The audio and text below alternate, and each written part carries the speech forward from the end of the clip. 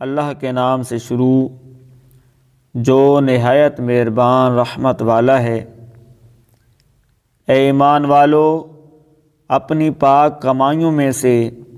اور اس میں سے جو ہم نے تمہارے لیے زمین سے نکالا ہے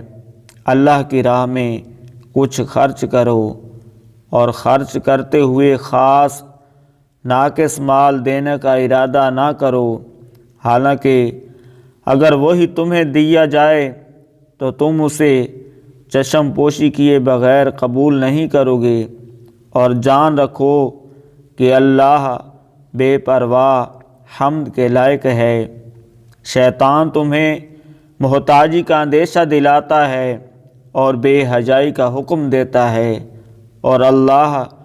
تم سے اپنی طرف سے بخشش اور فضل کا وعدہ فرماتا ہے، اور اللہ وسعت والا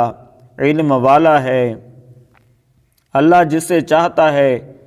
حکمت دیتا ہے، اور جسے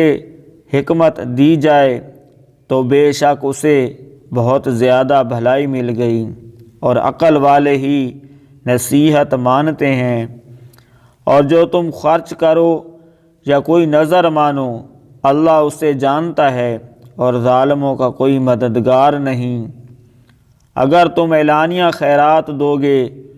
تو وہ کیا ہی اچھی بات ہے، اور اگر تم چھپا کر فقیروں کو دو تو یہ تمہارے لیے سب سے بہتر ہے، اور اللہ تم سے